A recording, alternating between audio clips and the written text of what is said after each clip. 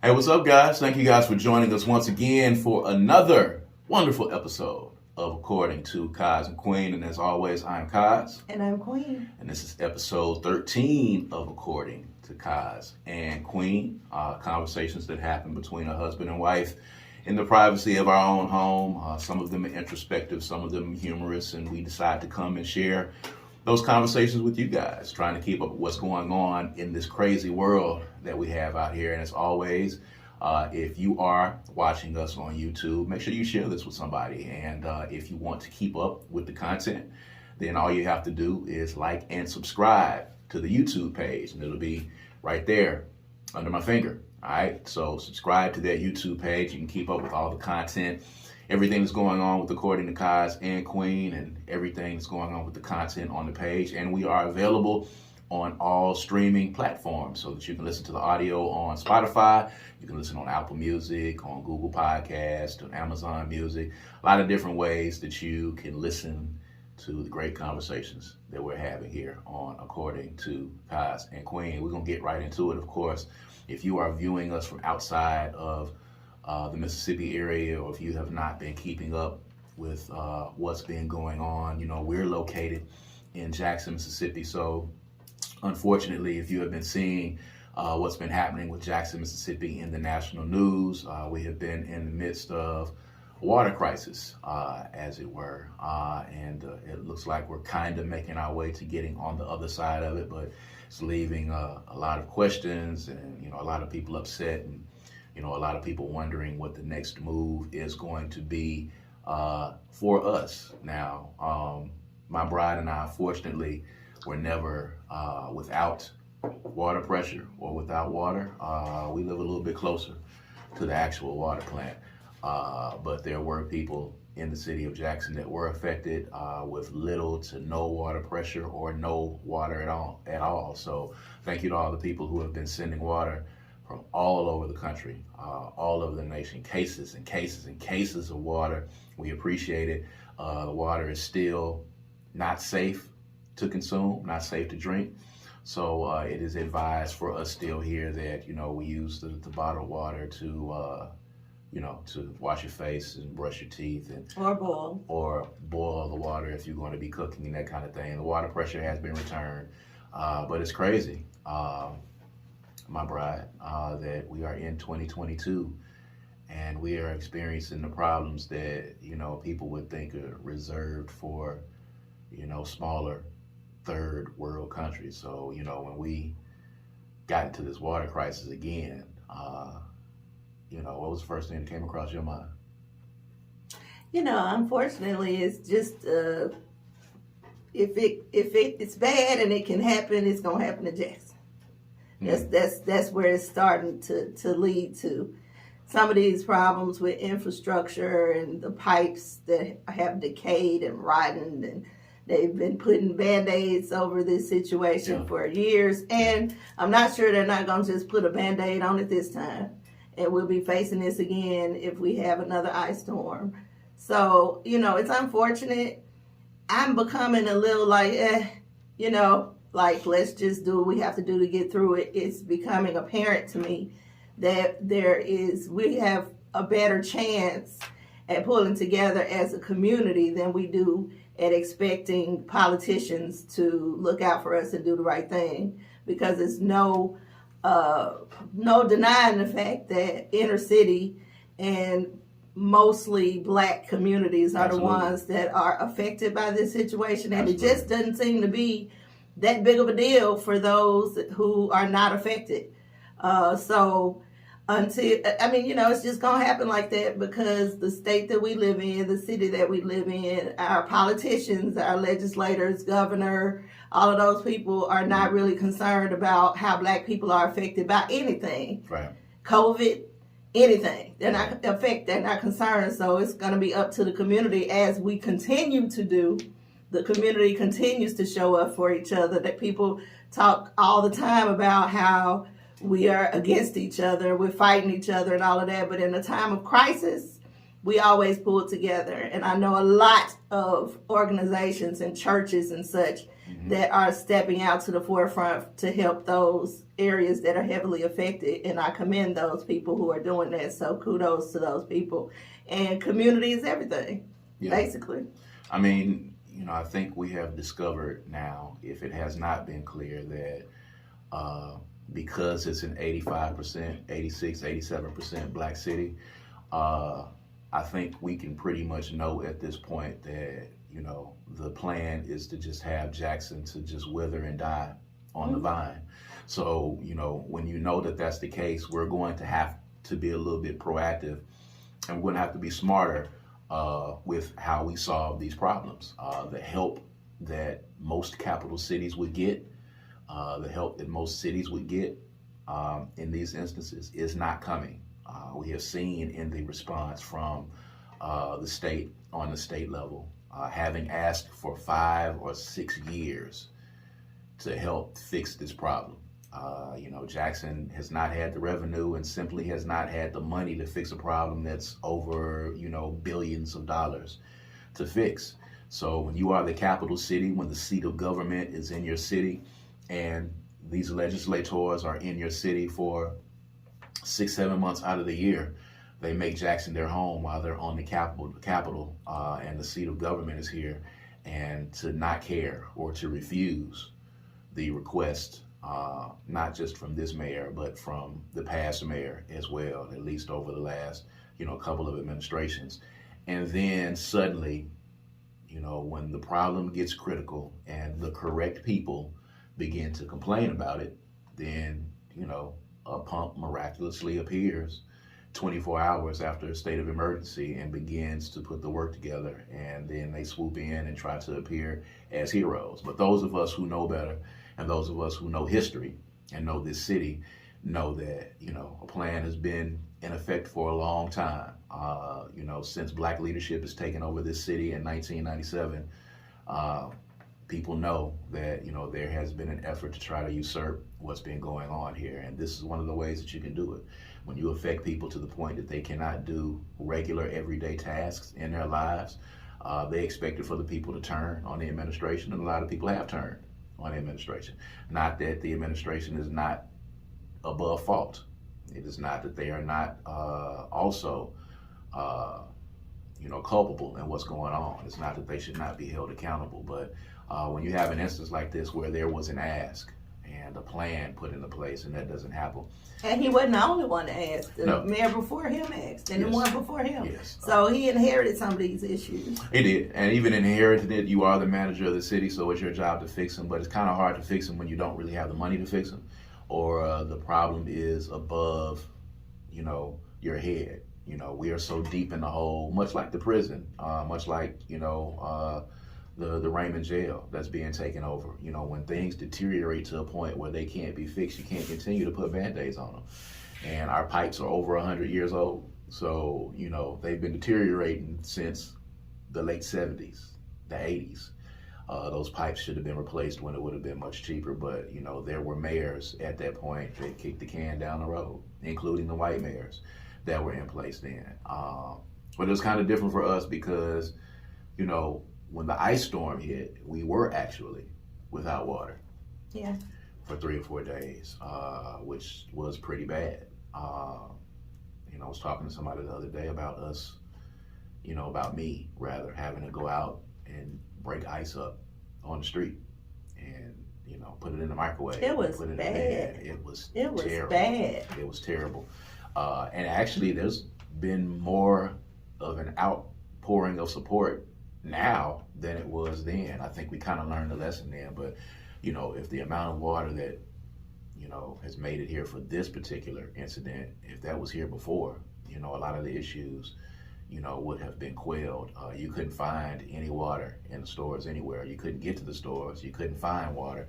And now we've got a surplus of water as we begin to fix things. But keep us, in mind, keep us in your prayers here in Jackson, Mississippi. The water pressure has been restored, and the mayor, Chokwe Lumumba, has said that in maybe 4 to 5 days that, the water will once again be safe to drink and to consume after that point. So here's the thing. I've talked to several people who are like, I ain't drunk or used Jackson water in years. Right. Like, it's just to that point where we don't trust the water anyway. Right. So most people are nobody's using tap water. You're definitely not serving it or drinking it to, I mean, I'm going to say this, even going out of town, I don't really know a lot of places where, I drink water straight from the tap. Anywhere. Yeah. It doesn't matter if I'm on the coast, New Orleans, Memphis. We've been to a lot of places this summer and still drinking bottled water. Yeah, but I don't want to have to. We use it for taking showers and baths and, brushing our teeth and things like that. I don't want to have to be worried about it using bottled water in those cases. Like, oh yeah, that'll get expensive. At this point, you can't even open your mouth in the shower. Yeah, they had to implicitly make that plea to people to not open your mouth in the shower. I don't know why you would open your mouth in the shower. I don't see a scenario that would be necessary. I do that often. Why? I don't know. I don't drink the water, but just in case some gets in my mouth, like you put your head under there and be like, or something like that. It might get some might get in there. The cascading of the water. The cascading of the water. The cascading of the water is important to a successful shower. Oh well, I don't know. You be about business when you get your shower. Wipe, clean. I'm gonna tell you, my wife and my daughter, they're in the shower for like 30 minutes. I don't understand what they could possibly be doing. You got one body that you're familiar with, hopefully at this point, and you know where all the trouble spots are. I don't know what y'all be doing in the shower. Baby, showering is not just about going in there and, cleaning out the dirty areas. The showering is an experience. Your first response is actually exactly what the shower was supposed to be, to clean the dirty areas. That's it. It's not for me. I don't know what y'all got going on. Like, I'm in there, experience. I'm handling business, and I'm out there. I'm not opening my mouth. I'm praying, I'm meditating, I'm releasing, I'm cleansing and purifying. Now, I don't know what your daughter be doing, but that's what I'm doing. Well, she just said she just takes her time. She's slow anyway. So, she has that she has you in her, so she's just slow anyway. But I'm in there and I'm about business. We in and we out, Yeah. Maybe 3 minutes tops, but you're hitting all the spots. You're making sure you get all the trouble spots. Well, you don't have as many spots as me, and they don't need as thorough a cleaning. You can clean, but I got to give attention to my areas. Everyone, we advise you to give proper attention to all of your spots that you got to take. I don't, that's key right off the top. That's the whole point of getting in there. I don't know what else we can really say about that part, but I just want to talk real quick before we go into this next thing. I do live with some water snobs, and I don't know if any of you people out there live with water snobs. Water snobs? Yeah, I live with bougie water drinkers who I brought home a case of Dasani, ladies and gentlemen, and I was ridiculed. I was persecuted. My own daughter, who's 12, walked off mumbling stuff under her breath when she walked off. My wife absolutely refused to drink it. It was just there. I drank it. To me, it's water, but apparently to a lot of people, and even in going in Kroger to the store, there's not a lot of love for Dasani out there in the world. Like it's pallets and pallets of Dasani in there. You can't get the stuff away. First of all water does not taste the same. People act like all water tastes the same. It does not. That's not true. Water has different tastes. Aside from the whole, you got spring water, you got distilled, and you got all that. Aside from that, it all doesn't have the same taste. I don't know what they're doing to it, but Dasani, my God, that is a disgusting tasting water. I don't know. Once it's cold, to me, I don't see a lot. You can taste, Ugh. You can taste a little bit of difference. You definitely, if you're getting the pH, the alkaline water, you can kind of taste the difference. I don't know what the treatment is. Even if it's not, if it's purified, you can tell the difference. Somebody said that the Dasani tastes like dirt. It tastes like wet dirt. Well, how do you know what wet dirt tastes like? You ain't never had wet dirt? We talked about that the other day on Third Coast because, one of the hosts is from Columbus and is from the country. and she was talking about, they used to eat some of the red clay, eat some of the red dirt. And I remember that going to Neshoba County to my big mama, my pawpaws in Philadelphia, Mississippi, and there being red dirt. I don't remember the consumption of it. So I can't really say outside of, playing baseball and having a little dirt kicked up in your face and in your mouth at that point, I can't really say I know what dirt tastes like to be able to discern if water tastes like dirt. The sunny water doesn't taste, I wouldn't say it tastes like dirt, but it tastes like trash. See what I did there? I don't know. I don't eat trash, so I don't know what it tastes like. If you drink it, if you drink the sunny water, you're drinking trash. I'm just saying, in a water crisis, beggars can't be choosers. Okay? And as there were empty pallets in Kroger, I saw full pallets of the sunny. It was like people was passing by like it was invisible. They didn't want it. They didn't want any parts of it. People out here needing water. At least get it and cook with it if you're going to do that. Nope. Okay, well, there's that. At any rate, thank you for all the prayers and all of the donations of water. Keep sending those in to Jackson, Mississippi. And we appreciate those. I want to get to this next thing. Got a lot to talk about. There's a lot of stuff going on. A lot of stuff that has gone on over the past week. Got to talk about this Tiffany Haddish thing. Tiffany Haddish and Aries Spears are now under fire for a video that they made that they say was done as a PSA. There's some current litigation going on. Tiffany Haddish has apologized for the video, but says she can't really speak on it because of the litigation. At least she has admitted fault in the video. Aries Spears has not said a word, of course, par for the course for his comments. A couple of weeks ago on Lizzo, he was already under fire, and now he is again. And I'm beginning to wonder if this was not his idea, really, to tell you the truth. But we talked about it in our home, and we know that Tiffany Haddish is one of the disciples and a friend of, one of your favorites, Kevin Hart, who, advises her a lot on a lot of things. So, did you have a chance to see the video? Did you have a chance to look at it? To look at the video? Yes. Of the actual... The skit? Yeah. So, what did you think about it? I thought it was in poor taste. It's in very poor taste. But it was very clear to me that they were making a spoof. If you come and pick up somewhere in the middle of the video and you don't know who Aries Spears is, it would be off-putting. And I think you spoke on it. They could have used an adult playing a kid. That would have helped. Not you. You still got an actual kid in his underwear. Have they yet said what the PSA was? It was about pedophilia. It was about... Oh, yeah, because the name of it is Through a Pedophile's Eyes. Yeah. It's about leaving your kids with family members.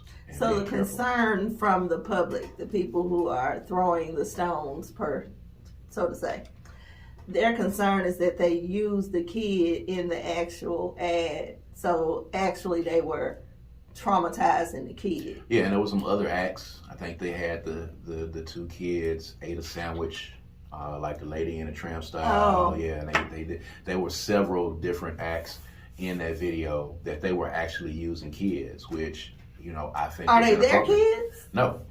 And these kids are the ones that are suing Tiffany Haddish now and Aries Spears now. Well, to be devil's advocate here, this particular woman has apparently sued Tiffany Haddish on several different occasions.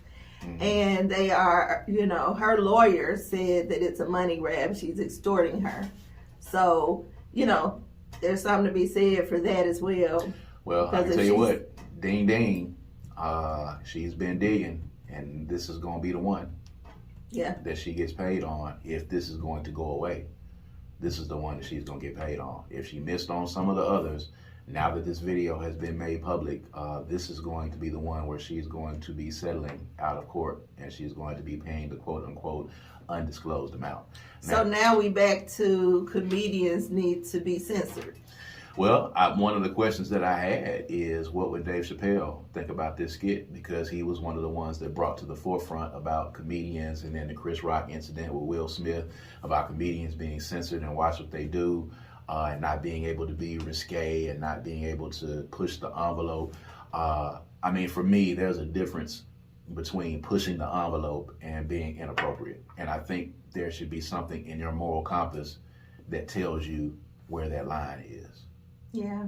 And people are getting on Tiffany Haddish. A lot of people, of course, are not fans of Tiffany Haddish, and I'm finding people bringing up Cat Williams' interview from several years back where he said Tiffany Haddish is not talented and she doesn't write and all these kinds of things. It doesn't have any memorable jokes, and people are going to that. And I think part of it is, again, and I think in a lot of instances, like I talk about even with the mayor of Jackson, when people don't like you and generally don't find you to be talented, they're going to go in a little bit harder on you when things like this happen. Had this been someone else, because we've seen Cat Williams have all kinds of issues, and Dave Chappelle, and the sentiment is not the same. And she's a black woman on top of that, so immediately, there's going to be a lot more piling on this. I hadn't even heard people talking that much about Aries Spears. And I think that's just because she's more popular than him. He is, and him being the jackass that he was last week with his Lizzo comments,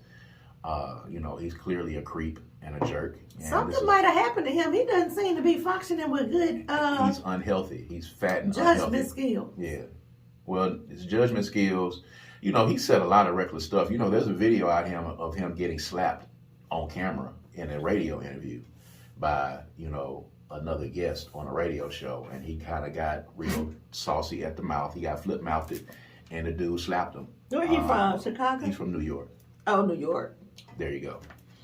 So, he's made a lot of comments about, old school rap versus the new school. Like, he's really opinionated, but, to be as out of shape and, unsightly as you are with those rings around your eyes and having the nerve to, he's the kind of guy that you're not in a position, physically or otherwise, to talk about what anybody looks like or to talk about anybody's career. Period. But if nothing else, he is being talked about.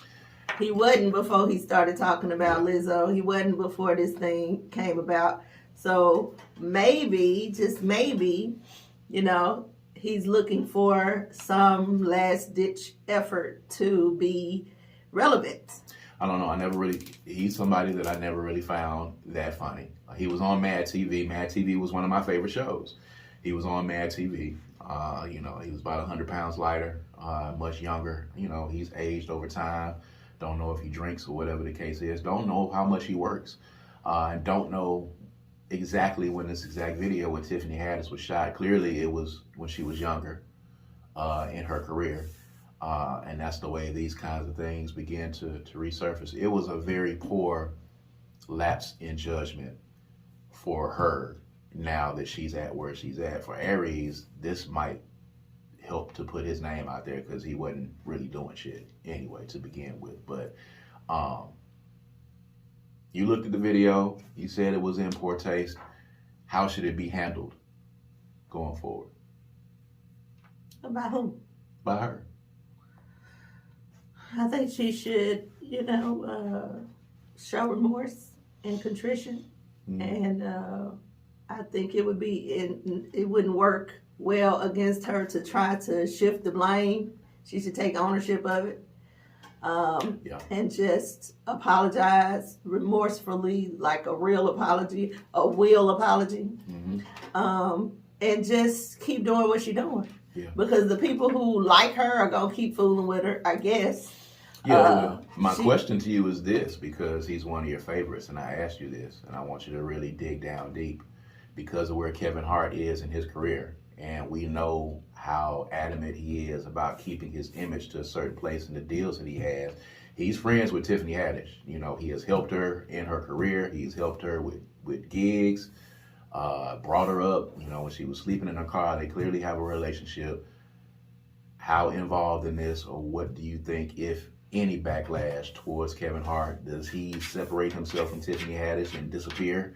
How does he handle this with her going forward? I think he handles it behind folks' eyes, behind the doors, the closed doors. You call on the phone and you talk to her and be supportive. But I don't think it would be in his best interest to align himself publicly with her right now, especially considering how wonderful he has built his brand and how many things that he's doing. He can't take a hit like that. Which is crazy because it speaks to Hollywood and the entertainment industry, period. This is somebody that you consider to be a friend. Mm-hmm. And he can still help her. He just don't need to do it publicly. And it's bad because you say in these times he wants your friends to align themselves with you. And he can't come out publicly. I don't think he should. He could, but I don't think he does, because I think he's very adamant about his career. So I don't think he does, period. Even if she asks him, I don't think he does. He shouldn't. Which may cause a rift, because you know how that is. I don't know. I think she should be able to understand, look, I love you. Here's what I think you should do. But I ain't finna come out here and talk about this or speak on your behalf in any way, because that's going to jeopardize me. If she has an attitude about that, then maybe what they have is not as deep as it presents itself to be, because, you know, once you get to a certain point in your life, you got to be grown enough to understand you created this situation, especially now if you can't get him on the phone or he ignoring you or something like that, that's one thing. But if he is talking to you and just not coming out publicly to protect himself, then girl, you better be happy with what you get. I mean, that's it at the end of the day. I think in all of this, Tiffany Haddish and Aries Spears, the video was inappropriate. It was disgusting. The subject matter is disgusting. It's not something that you should even make a joke of. It's not a joke. It's not a joke. I was actually uncomfortable watching it. It was. It was uncomfortable. And I'm not even, like, it took me a minute to figure out what was wrong with it. I'm not going to lie. Mm-hmm. It took me a minute. And then by the time he took the newspaper down, his eyes were showing, I was like, oh. Yeah. And it didn't help that it was him, you know what I'm saying? Because he kind of creepy anyway. He is creepy. So, you know, now, you know, who knows? And Tiffany was gone. Like, she dropped the kid off and she was gone. It's really him. Right. So, just her involvement, and that's only because she has more name value than he does. Mm-hmm. But if they go on this kick... And he hadn't said a word. And we know that he doesn't have a problem with saying dumb shit publicly. He just did it. So, you know, this is an opportunity for you to let people know that you are not a pedophile or close to it, playing it, because it was mostly you. And y'all used a real kid. That was the uncomfortable part. They got a kid here in his underwear. Who doesn't understand what he's doing. He doesn't know what's going on. All they told him to do probably is sit in the floor. And I got to be honest with you, as a parent, I don't know if I'm dropping my kid off to play this part. If you're telling me what the part is, if I'm there and I'm watching, I don't know if they continue to do their part. Yeah. Damn sure if you tell me ahead of time that this is what this is about. You're telling me it's a PSA about pedophilia, which, okay, yeah, you would need some kids for that. There does need to be a PSA about it, but y'all are making a joke out of it. This is a parody video. This is not a PSA with some kids and you enacting something or enacting a way that a kid should be able to cry out or who they should run to if they are touched inappropriately. You're making a joke out of it, and this is not something to make a joke out of. So we're going to see how that goes going forward. We're going to see how that happens. But interesting enough, you brought up something that, you know, you just saw, and let's talk about it. Because you saw it, I want to get your opinions on it. We talk about it and just kind of describe what you saw about, you know, the men and their attraction to women, that kind of thing. Just talk about that a little bit. So strolling along Facebook, I came across a meme that led to a conversation, and it was saying that it was a black man saying that most black men are not attracted to the women that they have sex with. And it just got me to thinking, like, really? So I don't know why that is, but I asked you because I wondered if that was true. I know it's not true for you. And me. And me. I know you're attracted to me. No, I'm talking, in marriage, of course not. Marrying and sex are two different things. Let's go ahead and let's draw that line right now. So we're going to make the assumption, because it wasn't said, we're going to make the assumption that this guy is dating and not married. Yes, when he says sex, I'm making the assumption that he's talking about sex, period, as a single person and dating.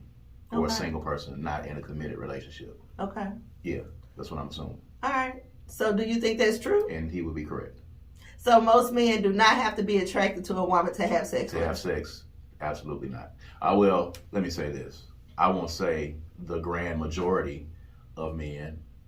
It's probably 60-40, 70-30 for men who don't have to be attracted to the woman because it's just sex. Now, if you're talking about a person that I'm finna date or a person that I'm finna be in a relationship with or a person that I am married to, absolutely. I have to be attracted, and there has to be not just a physical attraction, but there has to be a spiritual connection and an attraction for me to be with you. Now, if we just smashing, nah.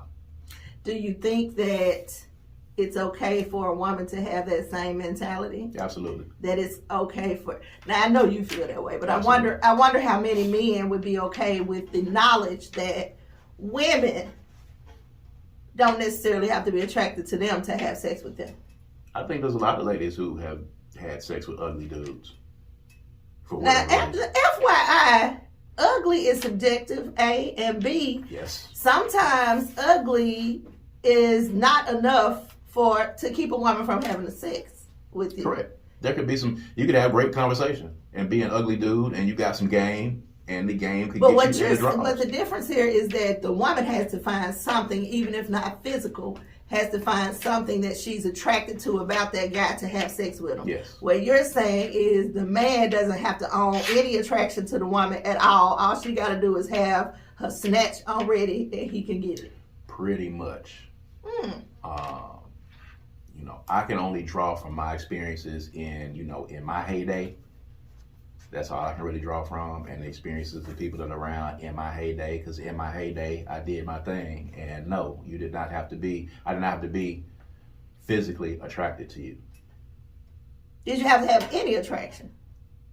Depends on what time of night it was.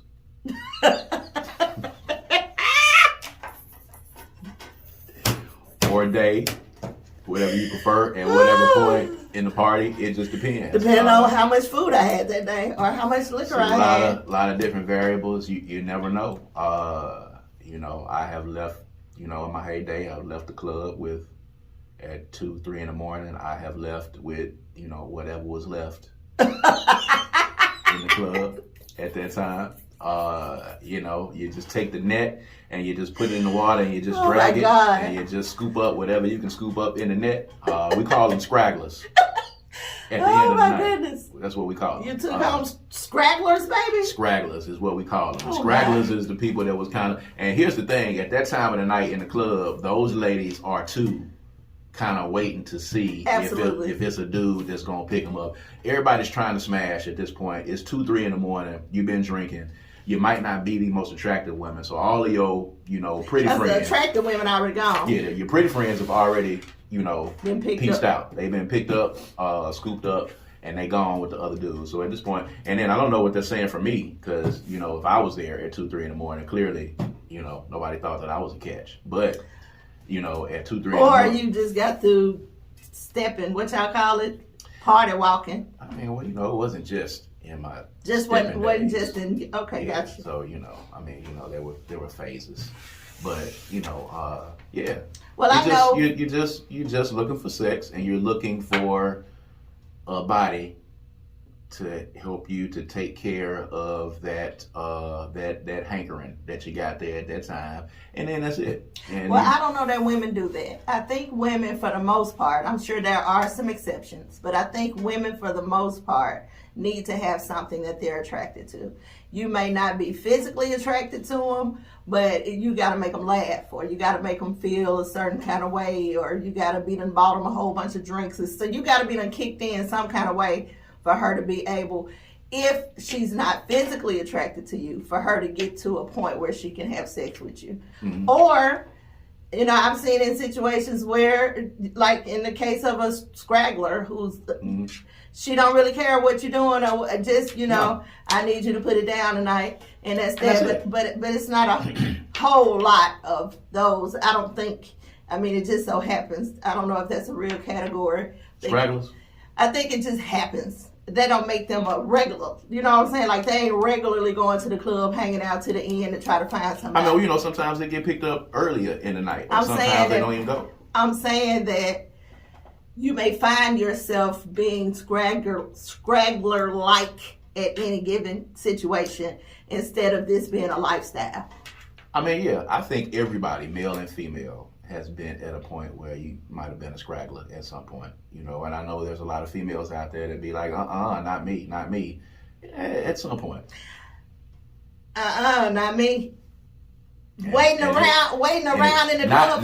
Not waiting around, but you just didn't get chose on that particular night. I was. You always got chose. Huh? Yes, I was gone already. First of all, I had a lineup before I left the house. I mean, that's true. We talked about that in the previous. So episode. that was. I knew what I was gonna do before I got to the club. There were occasions where your lineups didn't come through, and then I had a backup plan. And there was occasion where the backup plans don't come through. And then I had another backup plan. Okay. I went home. At some point, the backup plans went away.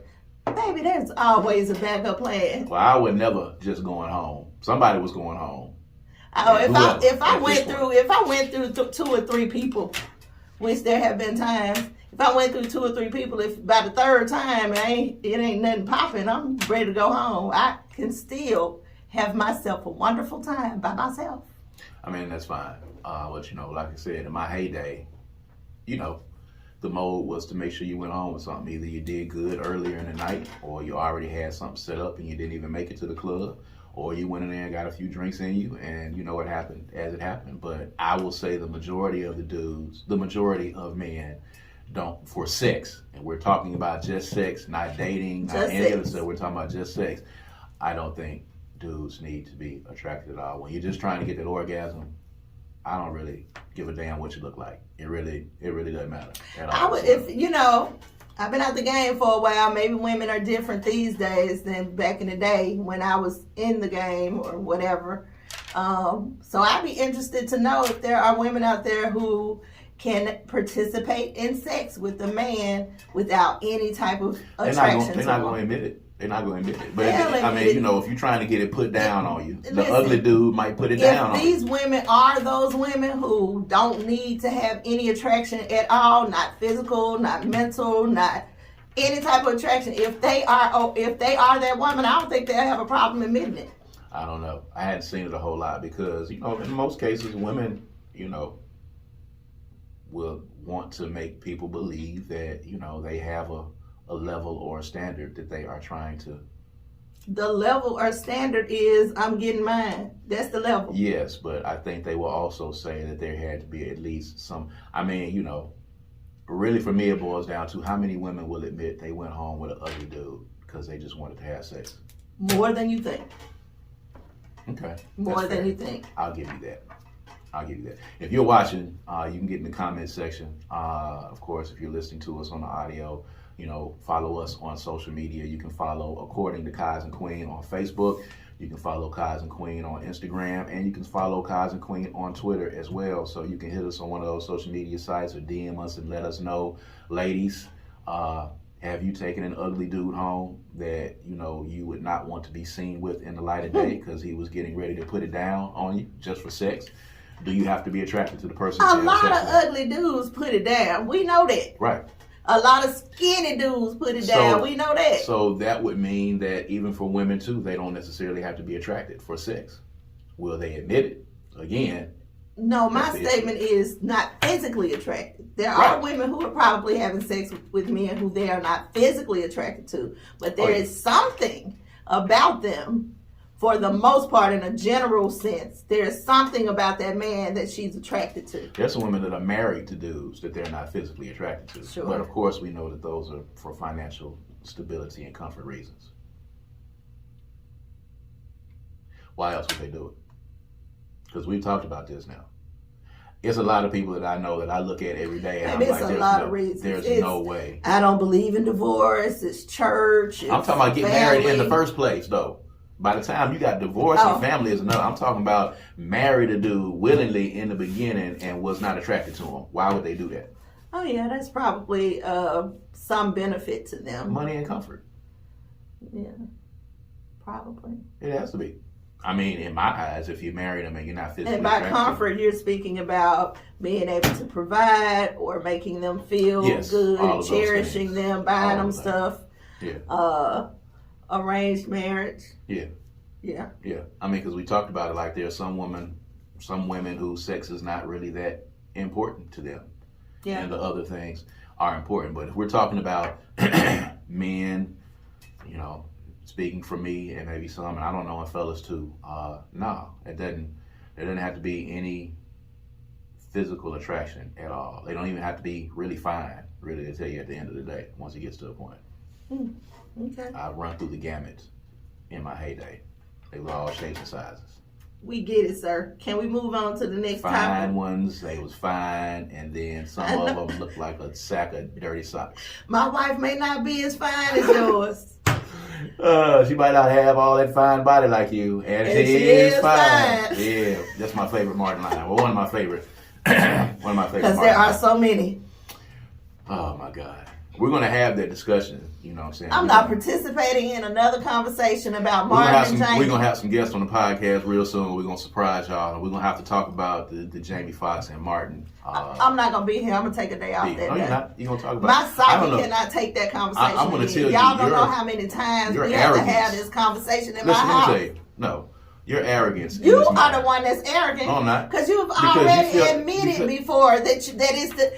Listen, I have tested this dude, right? I have sat up and watched episode after episode after episode of Martin. He crackling, laughing, all on the side of the chair, hollering and screaming, laughing at all these episodes. Crackling. Then he get up in the morning and watch Jamie because he has to watch it when I'm not watching because I'm done. I'm over Jamie. You're a hater. So he watches Jamie. He's so silent you can't even hear nothing. You might get a chuckle every now and then. I'll be laughing. But he I'll be himself. laughing. Why are we still having this argument? You sat on the edge of the bed the other night and said, yes, baby, you're right. But now we got to go back like you never said that. Did I say, yes, you right? Yes.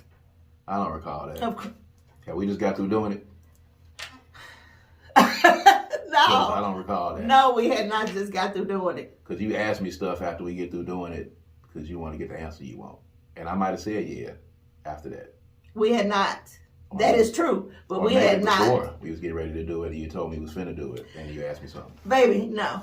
Well, we went through a whole list. I named off things about the differences. We're going to talk about it. And you are not going to arrogantly get out of this conversation because I have found that there are other people in this world you besides and Murph me. are the only two people in the world that believe that. The poster he had up was somebody else's post and he shared it.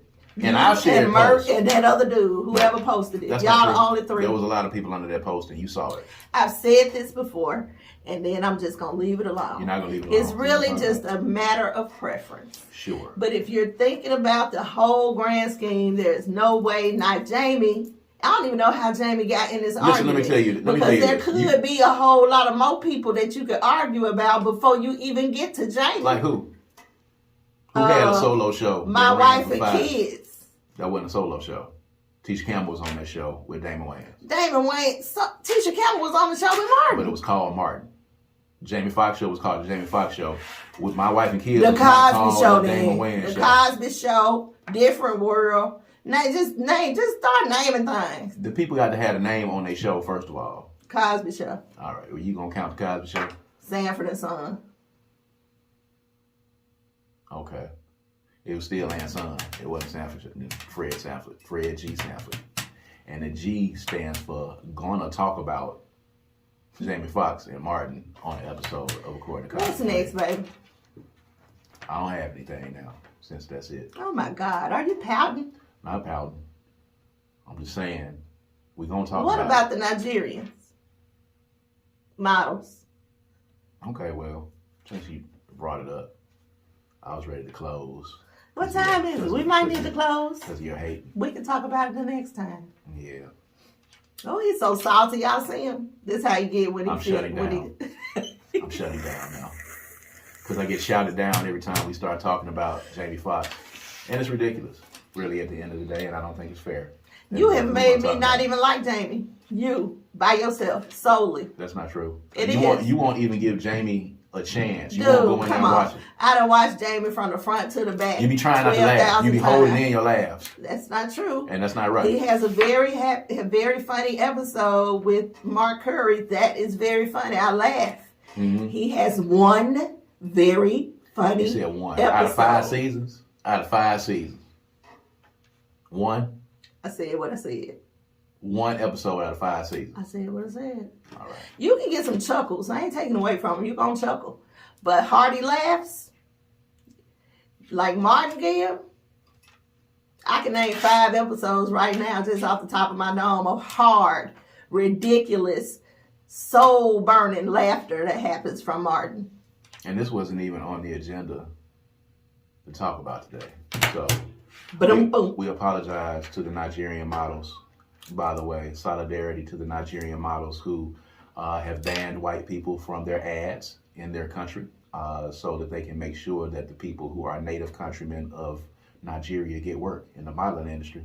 And we're going to talk about that, and we'll get into it in the next podcast because it's ongoing and it's something that needs to be talked about. And it's about, making sure that your people eat, first of all. Yes. And it's about making sure that you're not exploited and making sure that your culture is not appropriated and making sure that you are not allowing people to come into your country and reap the benefits off of your people, firstly. Yes. And foremost. All of those things, baby. Very well said. All of those things. All of that. Jamie Foxx is number 1. Martin Lawrence. All right. And with that being said, guys, we're going to sign off episode 13 of According to Kaz Queen. 13 episodes in, so make sure that you are checking us out on all streaming platforms and on our YouTube channel as well. These are conversations between a husband and wife that happen in the privacy of our own home that we bring to you. Hope you guys enjoy it. Hope you guys enjoy the conversation. Always leave comments on the YouTube page. Leave comments on the social media pages, and we'll get back to you. So with that being said, I am Kaz. And I'm Queen. And we're going to check you guys out next time, all right? Peace and power. Peace.